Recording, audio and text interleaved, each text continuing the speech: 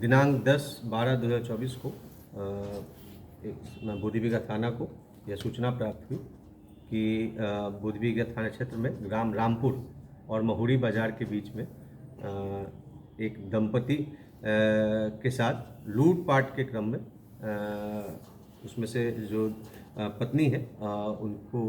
गोली मार दी गई है अज्ञात अपराध कर्मियों के द्वारा, और उसमें उनकी बाद में फिर मृत्यु हो गई है।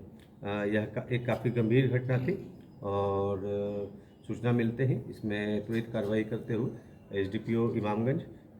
तथा तकनीकी शाखा की टीम को वहां पर भेजा गया और बोधीबिघा एसएचओ वहां पे पहुंचे और उसके बाद इस मामले में जांच प्रारंभ किया गया। एसडीपीओ इमामगंज के नेतृत्व में एक विशेष टीम का गठन किया गया था इस मामले के उद्भेदन तथा इसमें गिरफ्तारी के लिए। इस मामले की विगत जब से कांड दर्ज हुआ था तब से इस मामले में अनुसंधान चल रहा था और अनुसंधान के क्रम में यह बात पता चली तकनीकी अनुसंधान के माध्यम से कि जो मृतिका का पति है, जो कि उस समय अपने आप को घटनास्थल पर ही था और बताया गया था कि उसके साथ लूटपाट की घटना कारित की गई थी,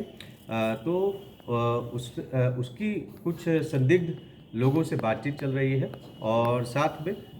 वहाँ का जो सीसीटीवी फुटेज भी अवलोकन किया गया तो उससे मामला संदेहास्पद प्रतीत होना पाया गया। उसके बाद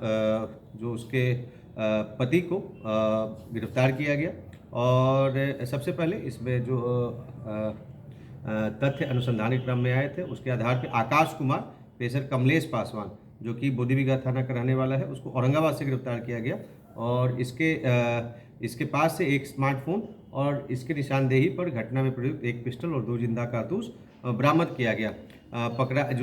जब इसको पूछताछ किया गया तो इसके द्वारा बताया गया कि मृतिका के पति पंकज कुमार के द्वारा बोला गया था कि वो अपनी पत्नी के साथ ग्लैमर मोटरसाइकिल से आएंगे और जो अज्ञात जो अपराधकर्मी हैं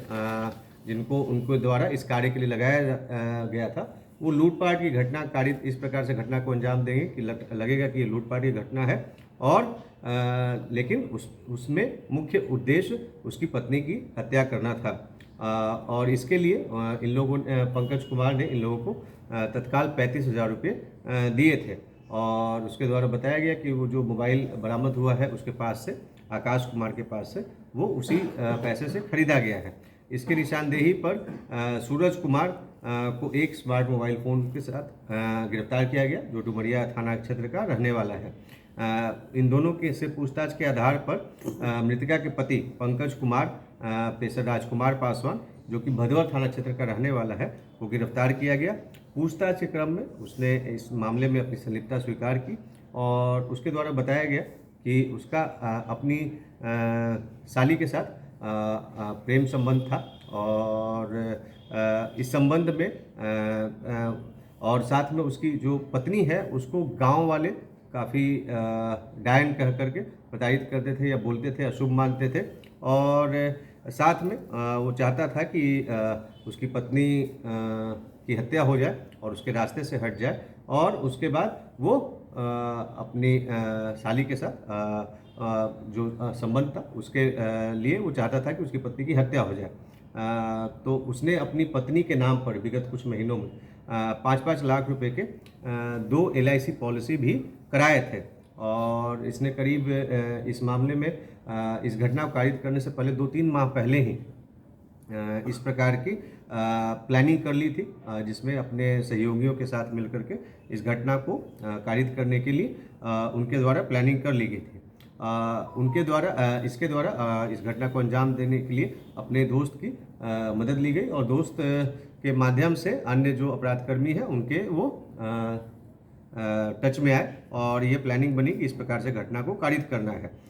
तो इस प्रकार से फिर उस अभियुक्त जो पंकज कुमार है उसकी निशानदेही पर एक अन्य अपराधकर्मी जो इस घटना में शामिल है रामराज कुमार, जो कि सलैया का रहने वाला थाना डुमरिया, उसको एक स्मार्ट मोबाइल फ़ोन के साथ गिरफ्तार किया गया था।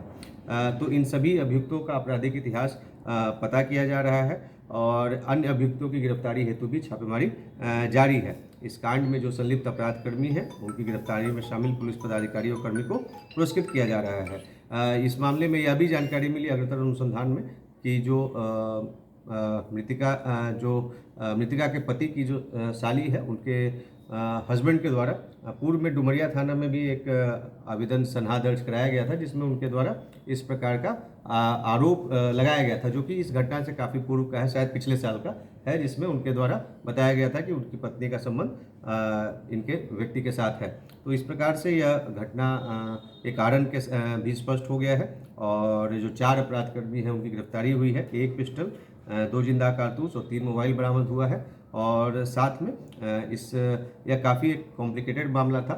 जिसमें जो वादी है उसी के द्वारा इस घटना में संलिप्तता पाई गई है। तो इस मामले में काफ़ी पुलिस पदाधिकारियों एवं कर्मियों के द्वारा काफ़ी मेहनत की गई है। उन्हें जल्द ही जल्द पुरस्कृत किया जाएगा।